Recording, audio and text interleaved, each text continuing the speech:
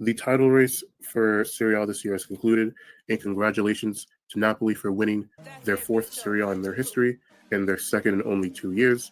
However, they are not going to be the subject of this video. In this video, we're going to be talking about the disappointing league campaign of Inter Milan and how and why they didn't end up winning the league.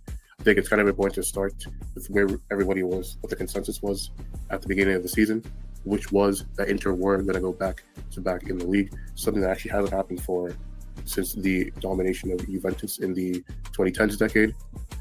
In fact, Inter were such favorites that even in the betting pool, they were a minus 160 at the start of the season to win this Serie A. So we're going to get into why exactly did they fail to do what was expected of them.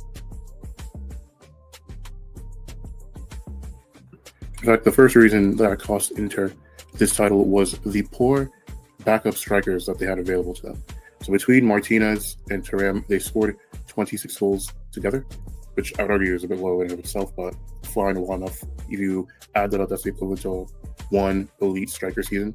And then you kind of look, and then their backup strikers, Arnautovic, only scored 4 goals, despite playing, I want to say 18 matches, in the Serie A. And then their other backup striker, Taremi, only scored a single goal. And he played 26 matches in about 9 matches worth of minutes. So those are important minutes that they were not getting production from 2 backup strikers to help supplement the starting strikers they already have. The thing I'm going to bring up is their poor record against teams in the top 9. As you can see, I have a graph right now showcasing the teams that finished or probably will finish in the top 9. And now Inter throughout this entire season won 5 wins, 6 draws, and 5 losses against top 9 teams this season in Serie A. So you're only looking at picking up 21 points from a possible 48, meaning that they left 27 points on the table. And obviously, I'm not expecting them to, go 16-0 against top 9 opposition. There's a reason why they're top 9 for a reason. But you have that ability to beat the teams in and around you. They didn't showcase that this time around. They couldn't beat Napoli on either occasions. They didn't beat Milan on either occasions either. They couldn't beat Bologna on either occasion either. So there's plenty of drop points right there that could have helped them pick up this Scudetto. Okay, so this next reason is a bit weird, or it's going to sound a bit weird at least until I explain it. So what I want you to take away from this is when you look at Inter's record, so they finished with 24 wins, 9 draws, and 5 losses. So that means that there's 14 games in which Inter failed to take the maximum 3 points from. Now, what we have here is the amount of goals Inter conceded throughout the season in total, which is 35. However, what I really want you to pay attention to is the fact that in the second half of games, they conceded 22 of their goals in the second halves. So you're looking at 63%, almost 2/3 of the goals that they conceded came in the second half of games. And in the last 14 minutes of games, you're looking at 12, which is about 1/3 of their goals conceded came in the last 14 minutes. Now, I went out of my way to count it, to fact check this.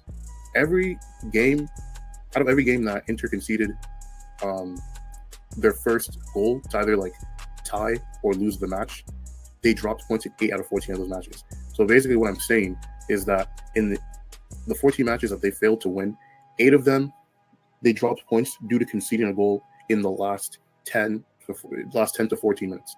Now, part of this can be blamed on the lack of true squad depth, like I addressed earlier, for the entire team, as well as the fact that the team is old. The average age is above 30, which for a football team is extremely old. But again, that's on them. That's how they decided to build their squad. So, when you fail to see out games, you're obviously going to drop way more points than you feel like you should have.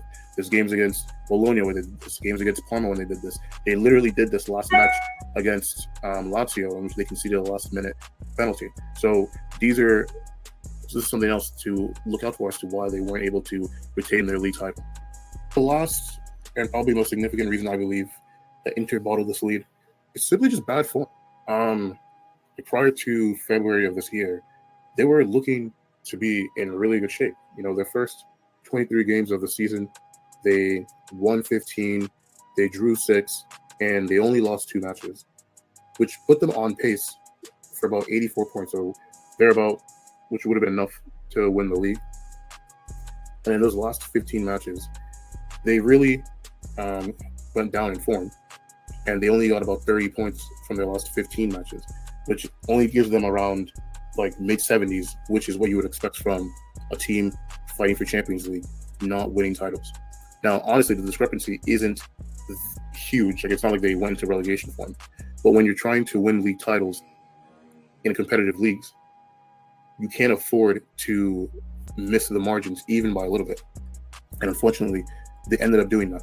Now, I think part of that, again, is just due to fatigue, due to their old age. Part of that obviously probably going to be from, having to balance out the Champions League. They had a pretty tough road to the final, in terms of facing the likes of Bayern Munich and Barcelona on their way there. So you also have to take that into account as well. But these are the main reasons, I believe, that Inter didn't end up winning the league despite having the best team on paper. However, they gave it a good run. Napoli also did amazing, especially defensively. So I definitely don't want to take credit away from them as well. So congrats to them. Congrats to Inter for pushing them hard and creating an entertaining title race to follow for the last 9 months. And hopefully we have a great next season as well.